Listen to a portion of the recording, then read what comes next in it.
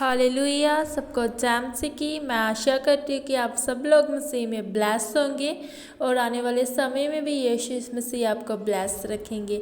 आइए हम मेरी भविष्यवाणी की पुस्तक में से सामर्थी पुस्तक में से आज के वचन को पढ़ते हैं, जो हमें हमारे पास्टर आकुर यूसुफ नूरुल्लाह जी और हमारे spiritual mother pastor Sonia Yusuf Nurullah ji की ओर से दिया जाता है। आइए हम इस वचन को पढ़ने से पहले कुछ देर प्रार्थना में जाएं। धन्यवाद यीशु मेरे सामर्थी खुदा, इस वचन के लिए तेरा धन्यवाद करते हैं मेरे परमेश्वर पिता। तेरे दास और दासी के लिए तेरा धन्यवाद करते हैं मेरे परमेश्वर पिता जी। ये वचन पिता जिन जिन लोगों तक जाए पिता, उनके घराने ब्लेस हो, उनकी फैमिलियाँ ब्लेस हो मेरे परमेश्वर पिता जी। इस वचन के ज़रिए पिता तेरे लोग आज़ाद हो, तेरे लोग छुड़ाए जाए मेरे परमेश्वर। तेरा धन्यवाद करते हैं मेरे सामर्थी खुदा, इस वचन के लिए जो रोज़ का वचन तू हमें देता है मेरे परमेश्वर पिता। तेरा थैंक्स करते हैं पिता, ये वचन के ज़रिए तेरे लोगों की ज़िंदगियों में बिगेस्ट कार्य हो और बिगेस्ट टेस्टिमनी है मेरे सामर्थी खुदा। आगे के समय को तेरे हाथों में सौंपते हैं पिता, इस वचन को तेरे हाथों में सौंपते हैं, दुआ मांगते हैं यीशु नासरी के नाम से, आमीन। हालेलुया। आज का वचन, परमेश्वर के प्रति गंभीर हो जाएं। जब शीलो में खाने और पीने के बाद हन्ना उठी और यहोवा के मंदिर के चौखट के एक बाजू के पास एली याजक कुर्सी पर बैठा हुआ था। पहला शमूएल 1:9। मेरे प्रियो, आज लोग अपनी ज़िंदगी में गंभीर नहीं हैं क्योंकि उनकी ज़िंदगी में पाप है। जब कोई इंसान किसी अच्छे इंसान के साथ जुड़ता है तो वो अपने जीवन में गलतियां करता है, क्योंकि हर शैतान की एक चाल है कि आप जहाँ से निकले हो वहीं वापस पहुँच जाएं। आप एक सीमा से जिए, श्राप में जिए और आप कभी भी अपने जीवन में उत्तम भाग तक ना पहुँच पाएं। ऐसे मुक्केबाज खिलाड़ी हैं जो हर एक मैच में जीतते गए, वो कभी भी अपने मैच में नहीं हारे। जब उनका कोच मर गया तब वह कभी भी जीत नहीं पाए। शीलो के दो मतलब हैं, एक है शांति का स्थान और दूसरा शीलो का एक जगह का नाम है जहाँ पर यहूदी लोग हर वर्ष यहोवा की आराधना के लिए पैदल चलकर या गधों पर बैठकर वहाँ जाते थे और दंडवत करके यहोवा को भेंट चढ़ाकर आते थे।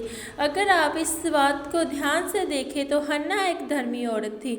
जब उसने परमेश्वर के घर में प्रार्थना की थी तब परमेश्वर ने उसे उसकी प्रार्थना का उत्तर दिया। आप नहीं जानते कि परमेश्वर के अभिषेक की एक कीमत है। अगर आप चर्च में समस्या लेना चाहते हैं तो उसकी भी एक कीमत है। आप एक अच्छी चर्च के पीछे चल रहे हैं तो इसके लिए भी आपको मूल्य अदा करना पड़ेगा। यहोवा का मतलब है हर जगह मौजूद, पर परमेश्वर की इच्छा शीलो में जाकर उस पर जाहिर हुई और लिखा है कि परमेश्वर ने उसकी प्रार्थना को सुना और अपने दास एली को कहा कि इससे बोल कि परमेश्वर तुझे मनचाहा वरदान दे। उसने एक छोटे की मन्नत मांगी तो परमेश्वर ने मुझे 5 और बच्चे दिए। पर शुरुआत कहाँ से हुई? शीलो जाना आसान नहीं है, वो जगह बहुत दूर थी। आज अगर किसी विश्वासी को पूछो कि कौन सी चर्च जाते हो तो वो कहता है कि जो घर के बिल्कुल पास है। क्या वो चर्च आत्मिक है? क्या वो परमेश्वर के कामों और उसके वचनों पर विश्वास करता है? जब लोग परमेश्वर के लिए अपने मूल्य को नहीं चुकाते तो परमेश्वर भी फिर उनके लिए कुछ भी नहीं कर सकते, क्योंकि पाप ने आपकी बुद्धि बंद हुई है। आपके सहायक भी आपको छोड़ देंगे। आपकी आत्मा जो परमेश्वर के कामों के प्रति आपकी इच्छाओं को जीवंत रखती है, पर वो आत्मा और विवेक मर जाएगा जब पाप आपकी ज़िंदगी में आएगा। मेरे प्रियो, अगर आप परमेश्वर के प्रति वफादार नहीं हैं तो परमेश्वर भी आपके प्रति वफादार नहीं होगा, क्योंकि आप जो बोएंगे वही काटेंगे। जब आप परमेश्वर के प्रति गंभीर नहीं हैं तो परमेश्वर भी आपके साथ गंभीर नहीं है। हन्ना शीलो में गई बावजूद इसके कि वो बांझ थी, और बाइबल बताती है कि जब वो बांझ थी तो उसकी सौतन के बेटे और बेटियाँ थी। इसका मतलब वो सालों से बांझ थी और सालों से बांझ होने के बावजूद भी उसकी ज़िंदगी में शीलो का महत्व कम नहीं हुआ था।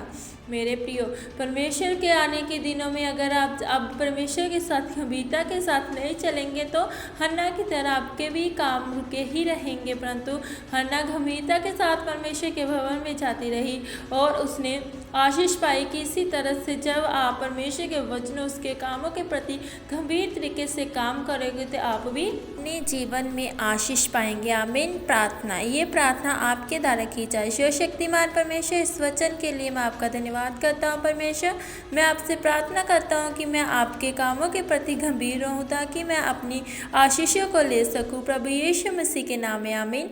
धन्यवाद यीशु मेरे सामर्थी खुदा, इस वचन के लिए तेरा धन्यवाद करते हैं मेरे सामर्थी खुदा। पिता, इस वचन को पढ़कर तेरे लोग जानने पाए मेरे सामर्थी खुदा। उस पिता तेरे वचनों को पिता जानने पाए पिता, वो जानने पाए कि परमेश्वर के साथ हमारा रिश्ता मजबूत होना चाहिए मेरे परमेश्वर। फिर हम परमेश्वर के साथ गंभीरता से चले, उसके वचन में गंभीरता से चले पिता, और उसके साथ अपना समय बिताए मेरे सामर्थी खुदा। पिता, उन्हें प्रार्थना का आत्मा दे, उपास का आत्मा दे मेरे परमेश्वर पिता। तेरा धन्यवाद करते हैं पिता, आगे के समय को तेरे हाथों में सौंपते हैं, दुआ मांगते हैं यीशु नासरी के नाम से आमीन। अगर आपको हमारी वीडियो अच्छी लगती है तो हमारे चैनल को सब्सक्राइब करें। नई से नई वीडियो देखने के लिए हमारे चैनल को सब्सक्राइब करें, क्योंकि आने वाली हर वीडियो आपको नोटिफिकेशन आपको मिले। सबको जैम सीखी।